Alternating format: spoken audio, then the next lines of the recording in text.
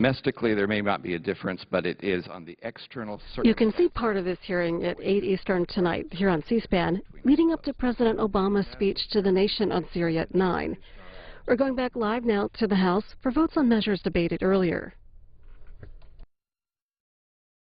Pursuant to Clause 8 of Rule 20, proceedings will resume on motions to suspend the rules previously postponed. Votes will be taken in the following order. S-304 by the yeas and nays, S-256 by the yeas and nays, S-459 by the yeas and nays. The first electronic vote will be conducted as a 15-minute vote.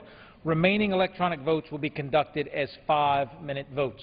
The unfinished business is on the vote on the motion of the gentleman from Washington, Mr. Hastings, to suspend the rules and pass S-304, on which the yeas and nays are ordered. The clerk will report the title of the bill. Union Calendar number 138, Senate 304, a bill to direct the Secretary of the Interior to convey to the state of Mississippi 2 parcels of surplus land within the boundary of the Natchez Trace Parkway and for other purposes. The question is, will the House suspend the rules and pass the bill? Members will record their vote by electronic device. This is a 15-minute vote.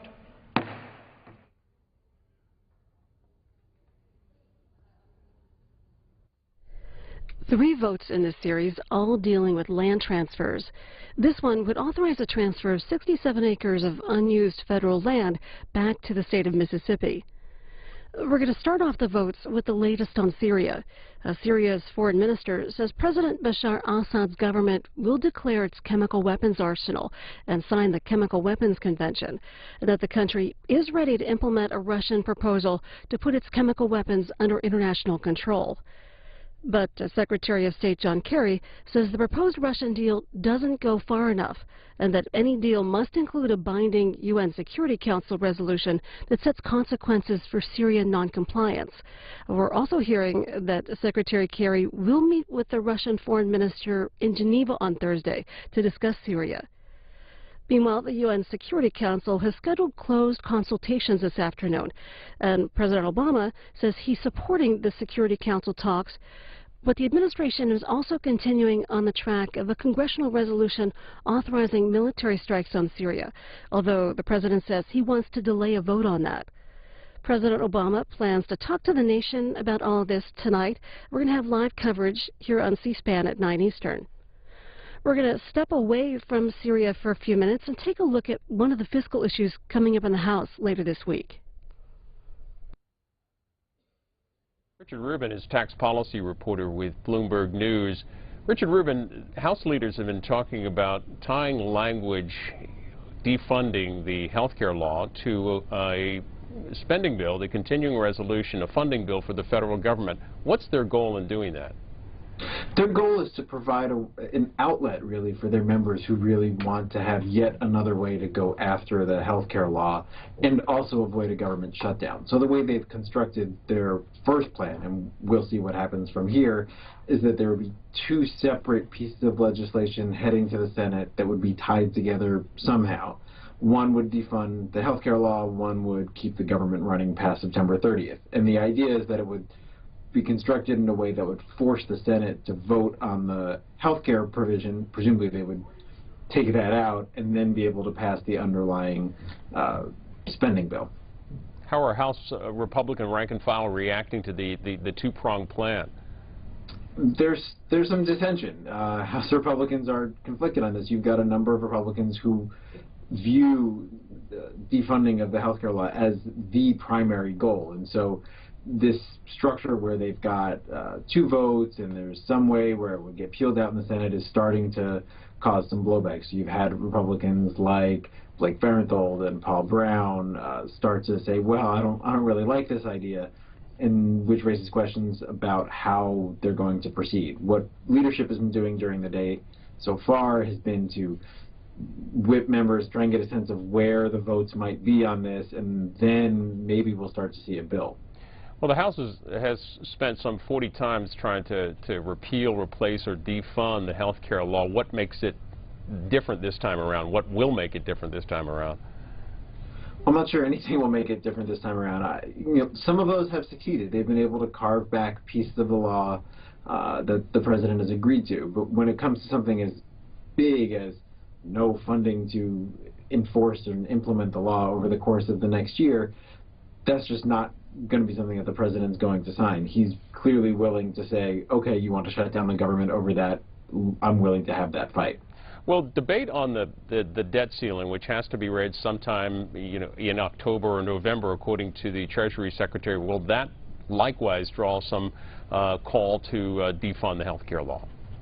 Yes, you're starting to hear some reports out of the House that Republicans are looking for a way to tie the health care law to the debt ceiling. It might be something like delaying the individual mandate. Republicans like that argument because the president and the administration have delayed the employer mandate. So they paint it as an idea of fairness between big business and individuals. It's a little more complicated than that. The individual mandate is sort of at the core of the entire bill. The employer mandate is a little less so. But you're likely to see something like that emerge, and again, you'll end up with the same conflict. Are Republicans willing to basically stop the government from being able to borrow additional money and not be able to pay all its bills in order to make this point and force this issue? Has the White House reacted specifically to the House Republican plan, this two-prong approach on the CR and the defunding of health care? Not specifically, because there's no plan yet. Typically, you'll start to see an official administration response once there is an official bill that's come out of the Rules Committee, or at least been written. We would expect to see that soon, and then the immediate reaction from the administration. That said, the administration has been incredibly clear all along about its position on the healthcare law and wanting to get it up and running and successful starting October 1st. So anything that would not let that happen is kind of difficult to imagine. Richard Rubin is tax policy reporter with Bloomberg News. Thanks for the update. Sure. We heard in the interview about Republican leader Cantor tying the debt ceiling to health care. Here's more about that from the National Journal. And the story says that Leader Cantor told a closed-door meeting of House Republicans that the newest Republican strategy is to demand a one-year delay to the health care law. In response, Emily Bittner of the Democratic Congressional Campaign Committee said that Republican leader Cantor and his House Republicans have now made it clear that they're willing to bring down the economy to advance their partisan ideology and score political points. Her quote goes on to say that which means higher health care costs and more profits for insurance companies. Going back to Syria now and the Obama administration's efforts on Syria, President Obama was on Capitol Hill today. And a story in the Hill says House Democrats are lining up in support of a possible diplomatic response to Syria's alleged chemical weapons attacks. Representative Loretta Sanchez sent a couple of tweets about it. The first one says, "If true, I am pleased to hear that a diplomatic solution to removing chemical weapons from Syria is within sight." Another tweet from Congresswoman Sanchez, "However, this cannot be used as a delay tactic by the Syrian regime. Hard deadlines should be made and met." Again, we're going to have live coverage of President Obama tonight talking about Syria here on C-SPAN at 9 Eastern. House members spoke this morning about using military strikes on Syria.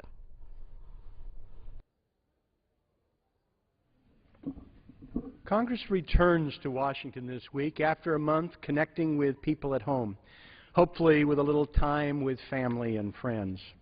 Some think our overwhelming agenda was made nearly impossible with the Syrian question, which no one expected when we recessed. Somewhat ironic, even though 100,000 Syrians have been killed and 2 million refugees are flooding into neighboring countries. We face a looming budget showdown and a debt ceiling crisis. While we have futile votes to defund Obamacare, the rest of the country is in the midst of a profound change in health care, one of the most profound in half a century. The health care reform train has left the station. What if we took a break from sabotaging Obamacare and creating a debt ceiling crisis to do our job as representatives of the people and as leaders? What are we for? We might start with Syria. I have deep reservations about the use for force, but as one of the people who called upon the President to involve Congress in this decision, I think most of us have an obligation to at least hear him out. Let's work to refine the Russian proposal, which appears to have had some American origins. What about the 2 million refugees who need our help, to say nothing of their host countries?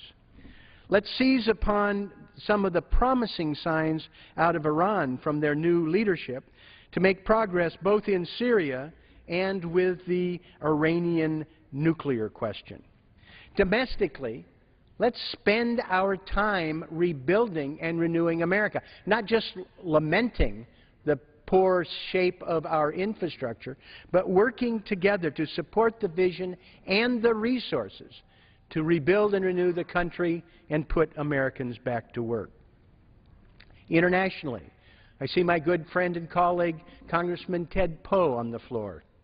Why don't we zero in on the efforts with our International Water for the World legislation to help deal with sanitation and safe drinking water for poor people around the globe? Think about those 200 million women, 200 million hours women will spend in sub-Saharan Africa gathering water today, time that they won't spend in school or working for their families. Let's use the fall to identify and move forward on the vast array of things where we actually agree, we can work together, and they won't cost very much. America will be the better for it, and so will Congress. Gentleman yields back. The chair recognizes the gentleman from California, Mr. McClintock, for 5 minutes.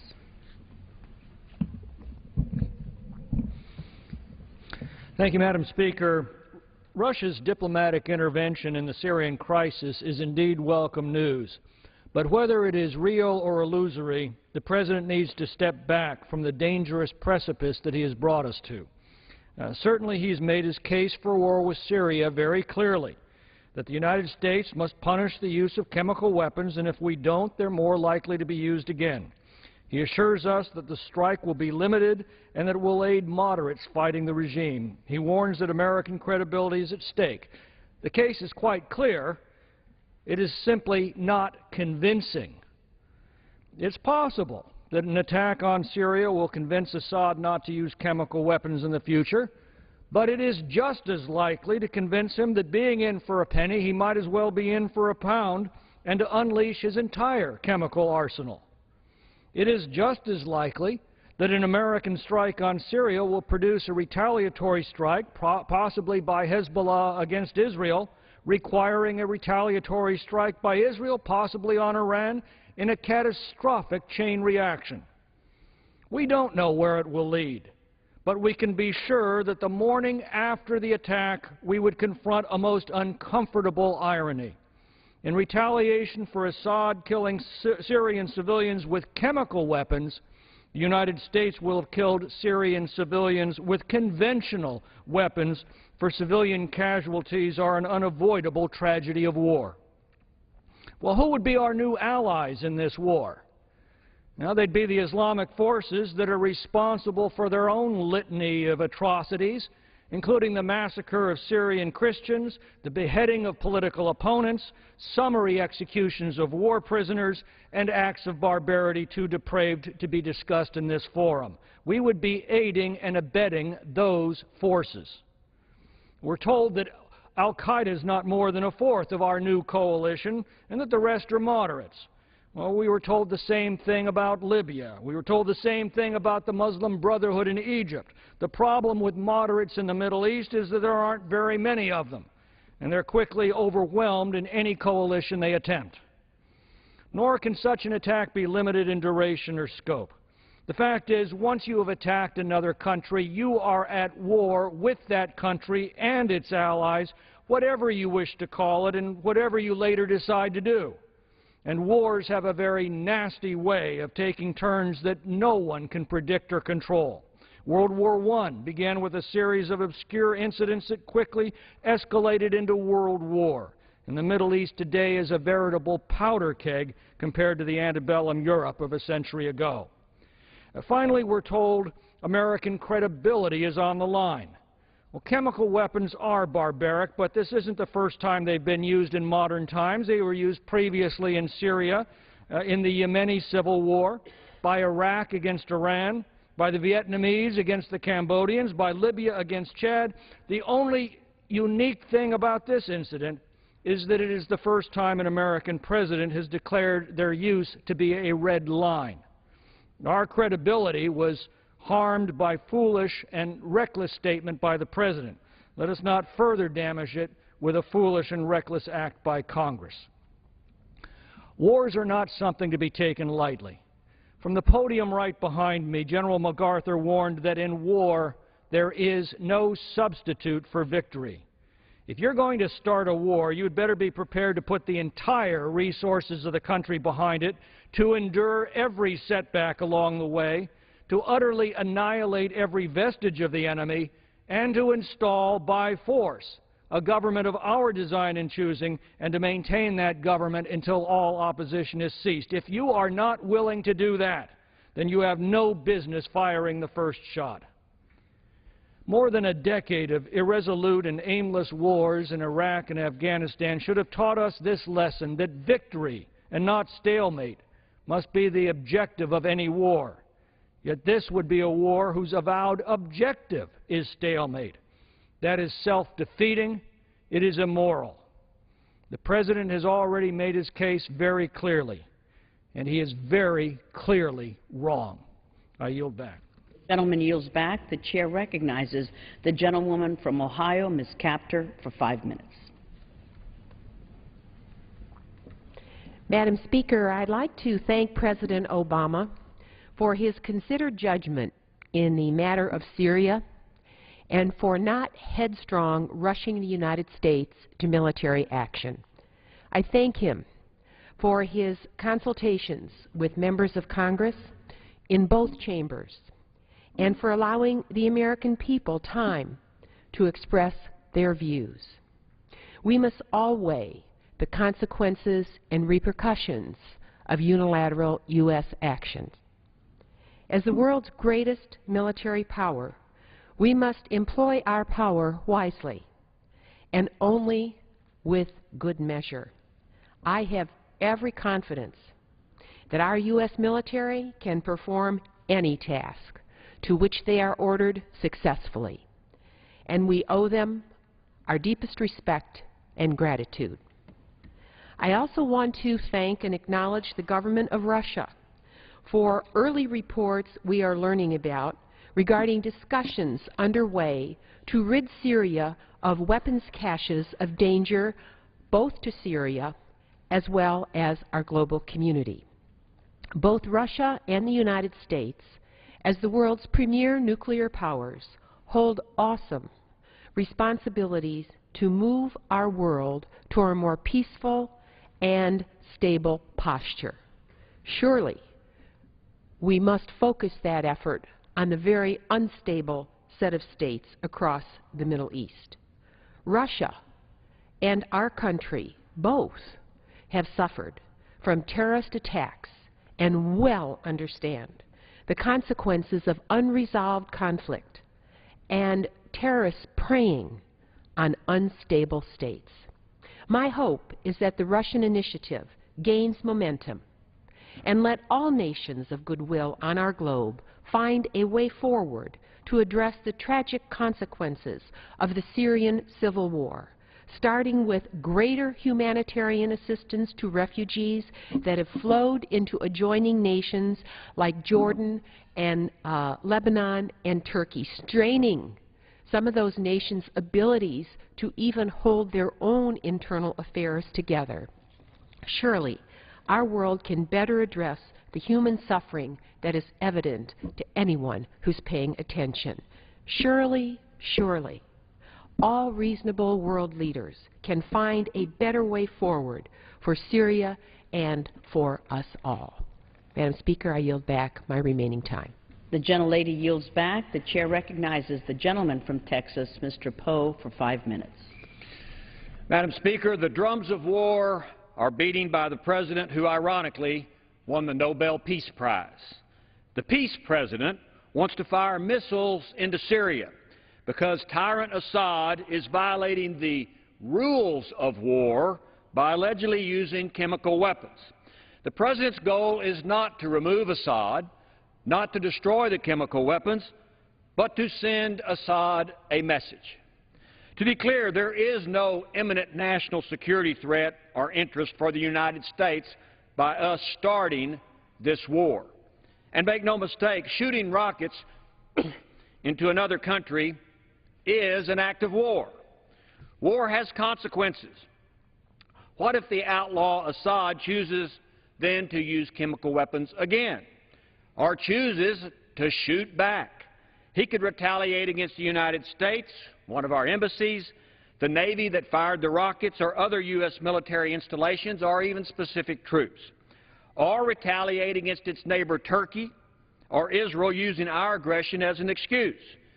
In any of these situations, this limited war escalates with more U.S. response, intervention, and involvement. Now, who are the players in this war that is taking place already?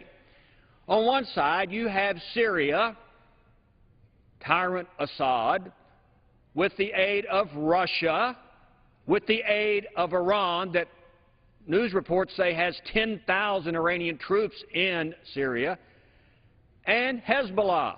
Hezbollah, as you remember, Madam Speaker, is a terrorist group. Then on the other side, you have the Free Syrian Army. You have patriots. You have mercenaries, paid soldiers from other countries. You have criminals that have come in to just pillage the land and using this as an opportunity. You also have al-Nusra, an al-Qaeda affiliate. You also have al-Qaeda from Iraq. Now, last time I recall, the United States is already at war with al-Qaeda. They are the enemy of the United States. And it looks like now you've got a terrorist group, Hezbollah, on one side, a terrorist group, al-Qaeda, on the other side. And we want to get involved in this civil religious war to send a message not to use chemical weapons. And, of course, you not only just have these players, you've got Turkey, Jordan, Saudi Arabia, and Qatar lined up on the side of the Free Syrian Army. Turkey, next-door neighbor to Syria. A year ago, a Turkish F-4 built by the United States was flying along the Syrian border, and it was shot down. Don't know who shot it down. Meanwhile, the United States already has, with its NATO partners, Patriot batteries on the Syrian border facing Syria that are in Turkey. The Dutch, the Germans, and the Americans have manned those batteries. Why? To make sure that our NATO ally is protected from incoming rockets. We escalate this regional conflict in one country, it may escalate to other regions, like Turkey. Then we got real issues, because Turkey's a NATO ally. We are obligated to help them if they get into a war with Syria. And then about the terrorists. As I mentioned, they are on really both sides. And we hear from the administration, in all due respect, that it's the minority of the fighters on the rebel side that are al-Qaeda. I respectfully disagree with the Secretary of State. What seems to be happening is the Free Syrian Army is going through Syria, liberating Syrians, and al-Qaeda is in the background coming in and occupying the territory and imposing strict Islamic Sharia law. And we could see this play out, that if the rebels eventually are successful, then we may have a second civil war between the Free Syrian Army and al-Qaeda. All of that may be down the road. And why would the United States want to get involved in this situation? So today, Madam Speaker, I have filed a resolution stating that no U.S. funds will be used for this war with Syria. This religious civil war is not our war, so no money for the peace president's war. And if he starts a war with Syria, I suggest the president return the Nobel Peace Prize. And if he really wants to send a message he should follow Samuel Golden's advice, try Western Union. And that's just the way it is. I yield back.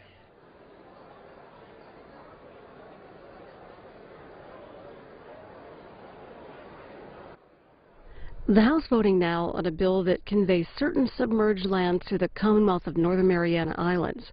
One more vote after this one. Senate Republican leader Mitch McConnell came out today against a resolution to authorize military action in Syria. One of the points he made in his Senate floor speech, which you can see at cspan.org, is that, quote, we cannot ignore the unintended consequences of our actions. Lawmakers on the House side of the Capitol have been tweeting today about how they would vote on a Syria resolution. Susan Brooks tweets, I have decided not to support the President's request for a resolution authorizing the use of military force in Syria. Another one from Representative Andy Harris, I won't be supporting any authorization to use military force if it's brought to a vote in Congress. And the last tweet from Congressman Mark Meadows, I will be voting against the authorization of U.S. military intervention in Syria. Meanwhile, the President was on Capitol Hill today and has asked that a resolution on Syria be delayed. You can hear from the President tonight in his speech to the nation at 9 Eastern here on C-SPAN.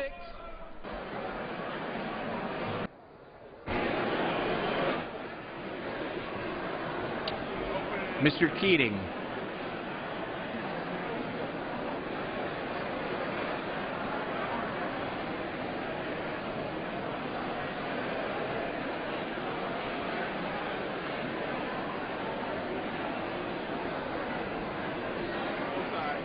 Mr. Keating votes aye.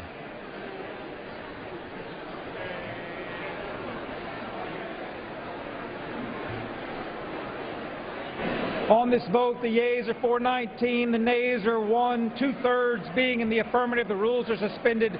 The bill is passed, and without objection, the motion to reconsider is laid upon the table. The unfinished business is on the vote on the motion of the gentleman from Washington, Mr. Hastings, to suspend the rules and pass S-256, on which the yeas and nays are ordered. The clerk will report the title of the bill. Senate 256, an act to amend Public Law 93-435 with respect to the Northern Mariana Islands, providing parity with Guam, the Virgin Islands, and American Samoa. The question is, will the House suspend the rules and pass the bill? Members will record their vote by electronic device. This will be a 5-minute vote.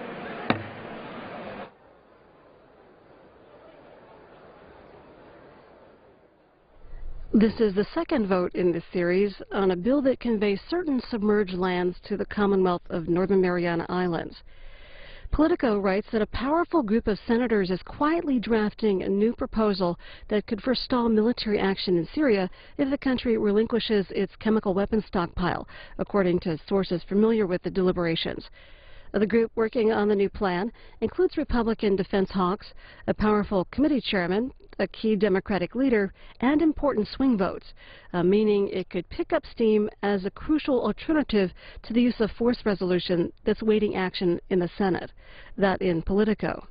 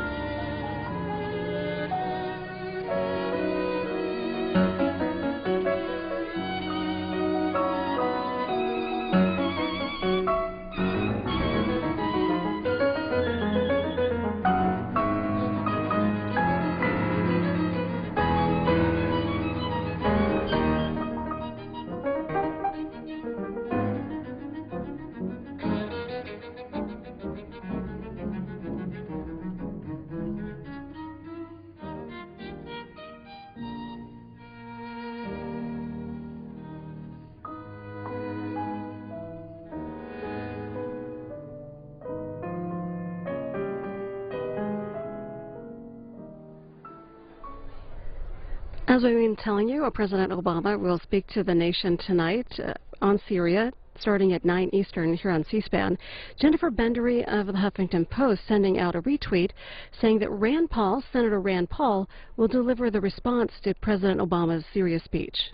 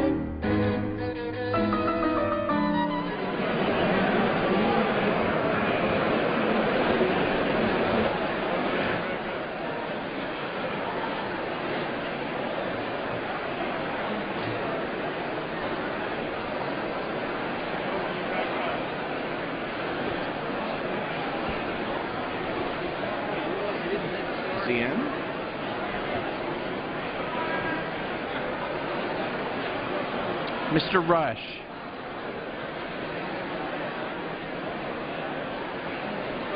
Mr. Rush votes aye.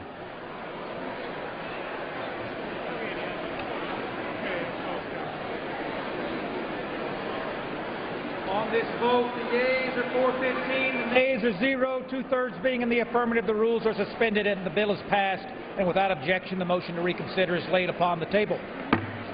The unfinished business is on the vote on the motion of the gentleman from Washington, Mr. Hastings, to suspend the rules and pass S. 459, on which the yeas and nays are ordered. The clerk will report the title of the bill.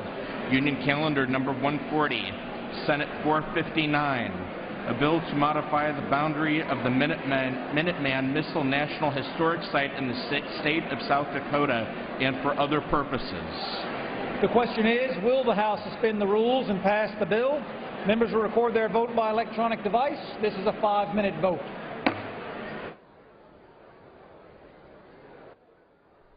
The last vote of the day on a bill that modifies the boundary of the Minuteman Missile National Historic Site in South Dakota. Later on today, after legislative business, lawmakers on the Natural Resources Committee are planning an organized special order on a bill dealing with forest management and wildfires. Also, wanted to give you an update on a fiscal issue coming up later this week.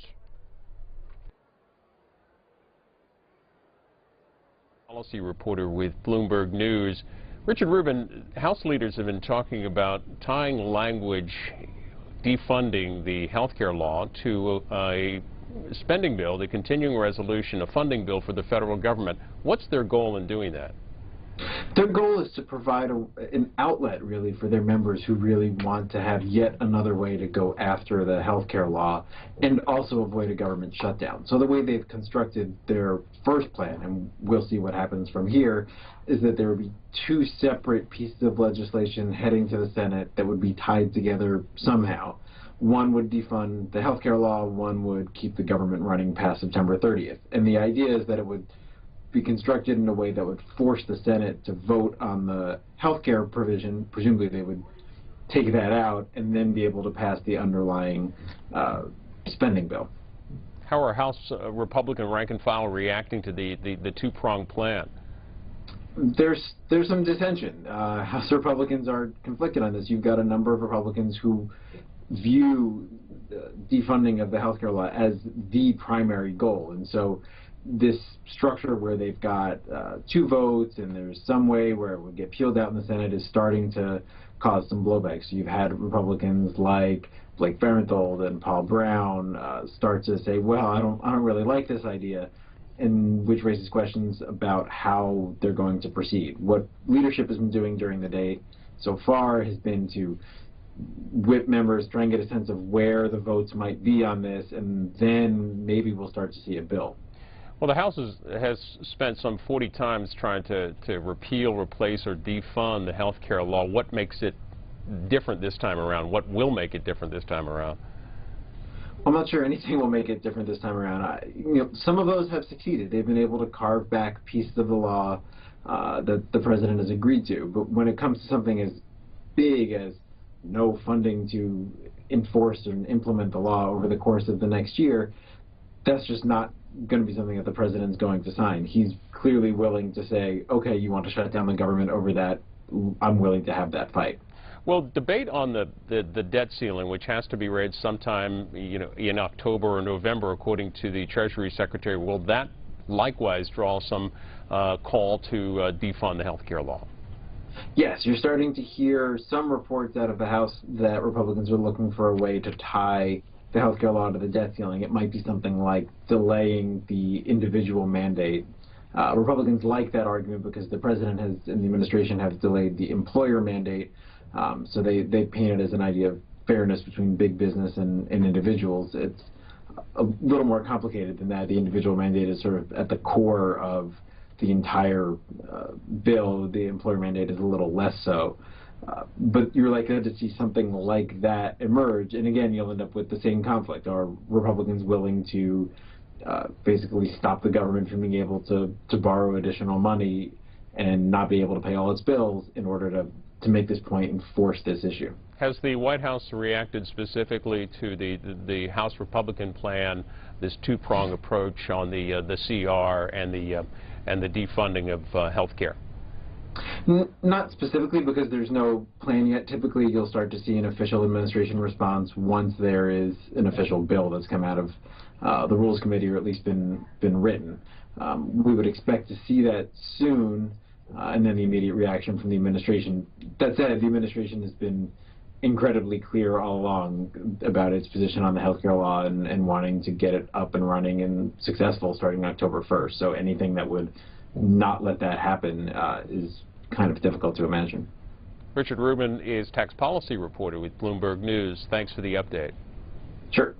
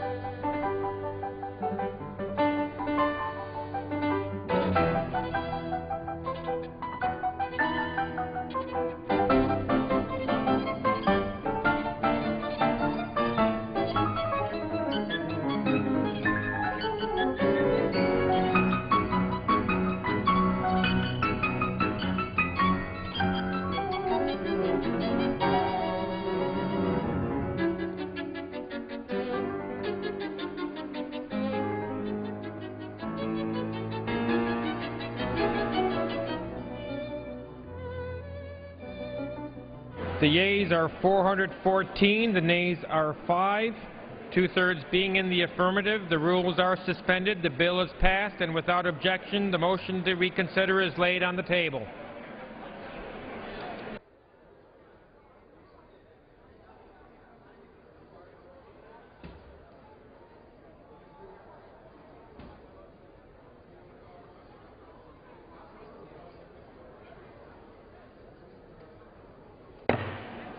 The House will be in order.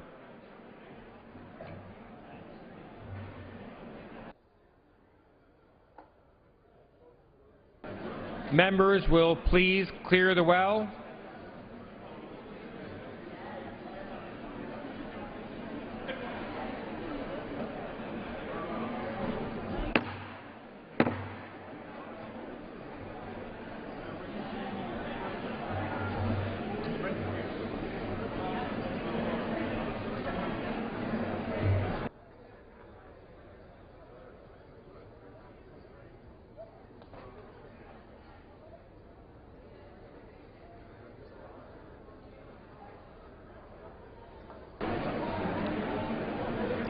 For what purpose does the gentleman from Texas seek recognition? Mr. Speaker, I send to the desk a privileged report from the Committee on Rules for filing under the rule. Clerk will report the title. Report to accompany House Resolution 339, resolution providing for consideration of the bill H.R. 2775 to condition the provision of premium and cost-sharing subsidies under the Patient Protection and Affordable Care Act upon a certification that a program to verify household income and other qualifications for such subsidies is operational and for other purposes. Referred to the House calendar and ordered printed.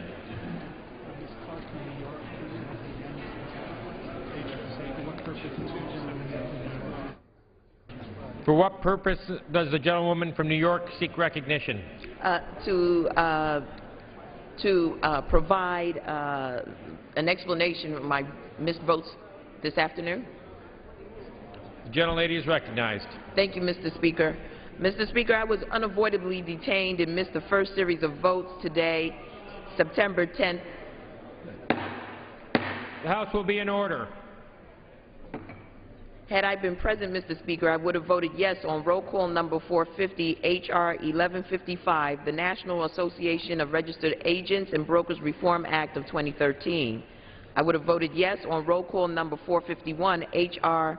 2747, Streamlining Claims Processing for Federal Contractor Employees Act, and yes on roll call number 452, S-130, Powell Shooting Range Land Conveyance Act. I would ask that my vote be recorded after the vote tally. Without objection, the gentlewoman's statement will appear in the record. Thank you, Mr. Speaker. The chair lays before the House a message.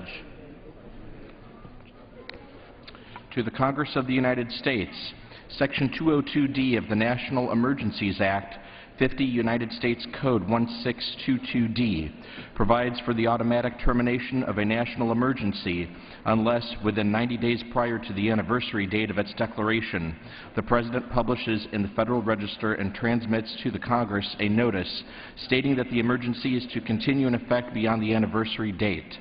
Consistent with this provision, I have sent to the Federal Register the enclosed notice stating that the emergency declared in Proclamation 7463 with respect to the terrorist attacks on the United States of September 11, 2001 is to continue in effect for an additional year. The terrorist threat that led to the declaration on September 14, 2001 of a national emergency continues. For this reason, I have determined that it is necessary to continue in effect after September 14, 2013, the national emergency with respect to the terrorist threat. Signed, Barack Obama, the White House.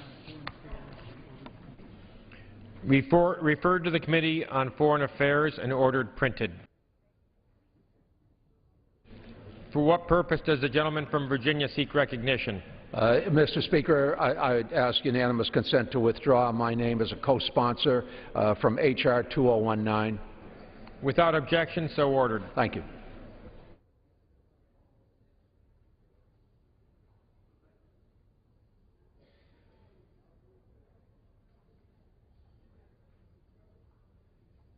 The chair is prepared to entertain requests for 1-minute speeches.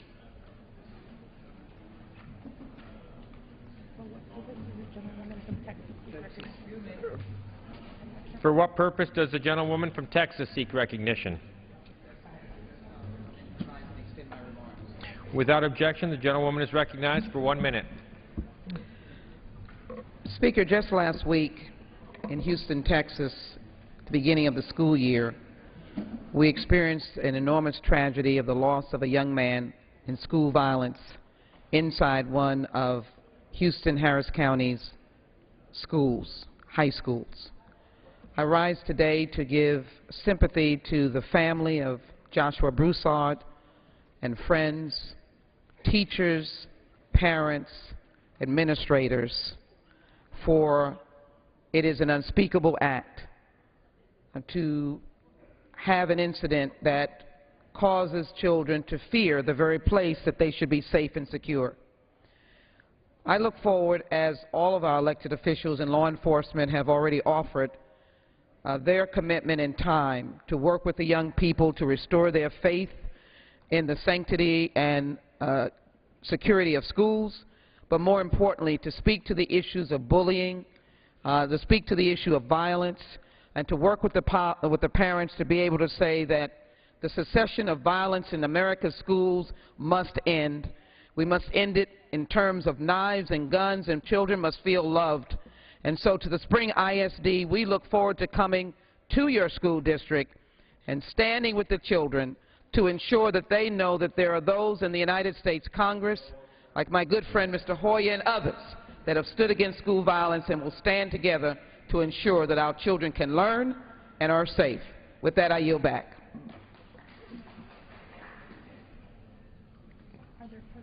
Are there further requests for 1-minute speeches? For what purpose does the gentleman from Virginia seek recognition? Yes, unanimous consent to address the House for 1 minute. Revise and extend my remarks. Without objection, the gentleman is recognized for 1 minute.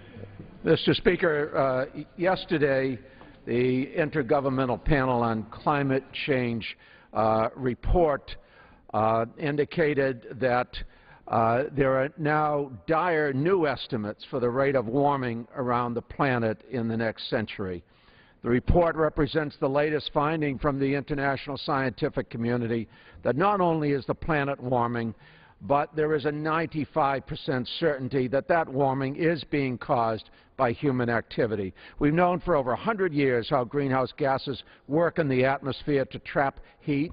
It's basic physics. We also know that atmospheric concentrations of heat-trapping gases have been rising based on decades of direct measurements. And as we directly track and measure the human activities that release heat-trapping gases, such as burning fossil fuels, we understand we are responsible. Unfortunately, there are some politicians in this body that are content to ignore the overwhelming scientific consensus, and that's being done at the bidding of the oil and gas lobby.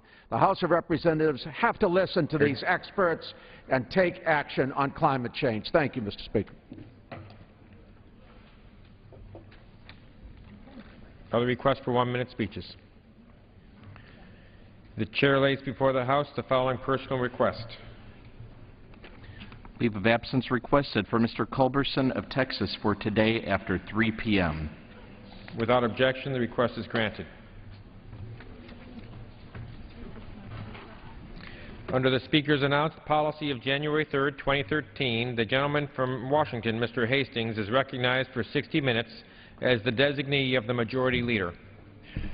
Thank you, Mr. Speaker. And Mr. Speaker, as we come back after our August district work period, there have been several major events that has happened, and generally it does happen in late summer in the western part of the United States.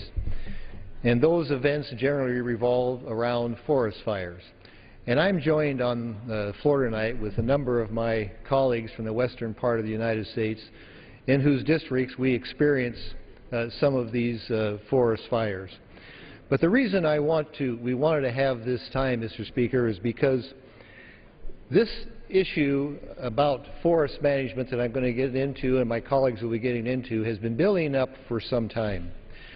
I have the privilege to chair the House Natural Resources Committee, and we have broad jurisdiction over all federal lands, and that certainly includes our forested lands.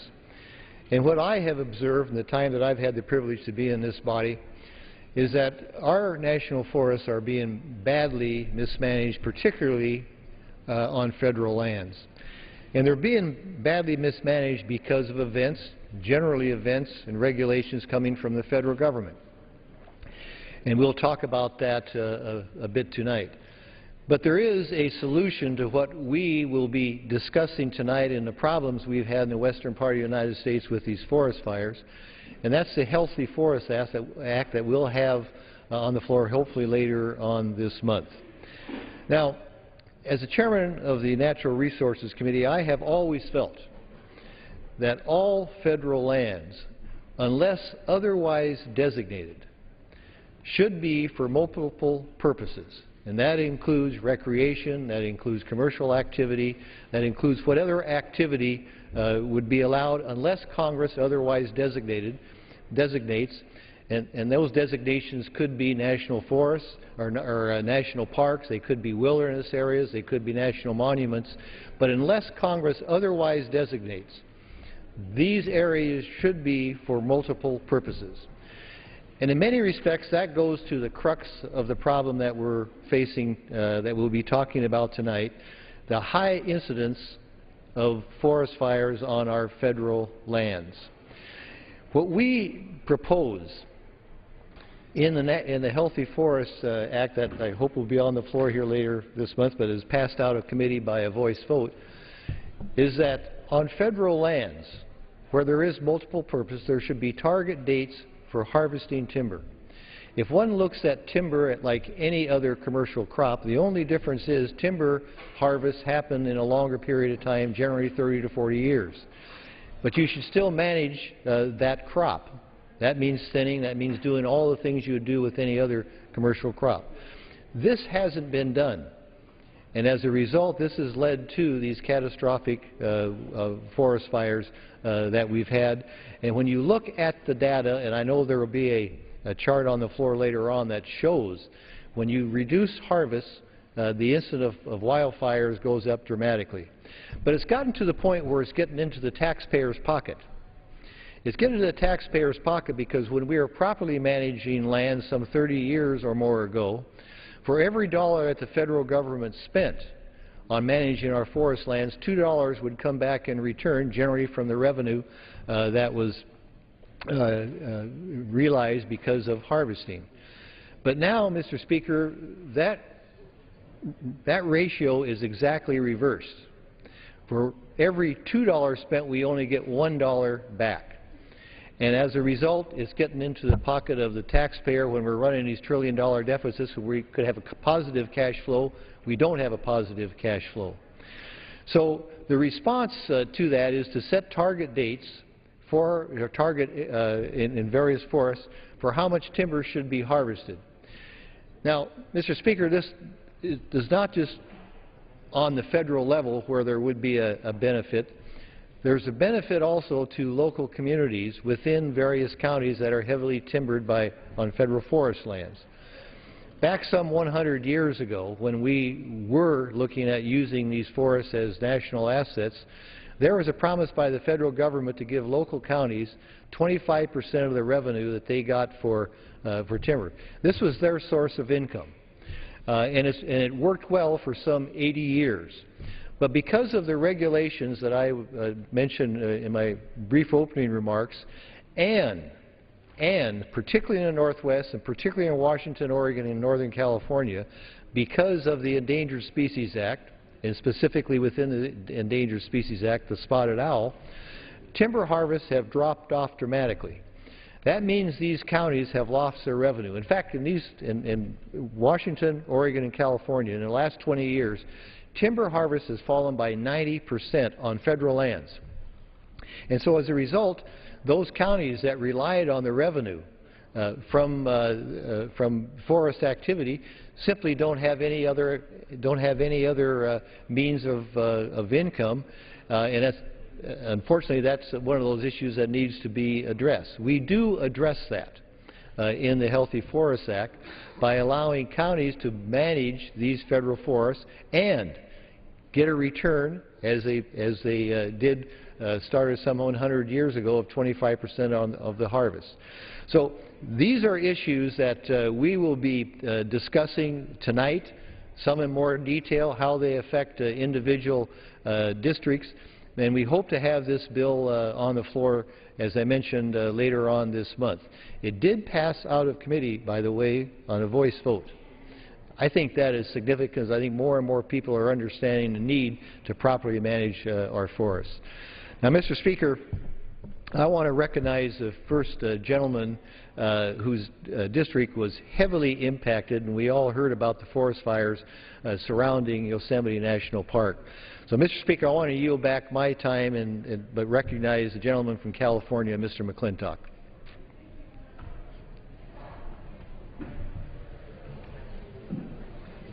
I thank the gentleman for yielding. Mr. Speaker, I want to thank Chairman Hastings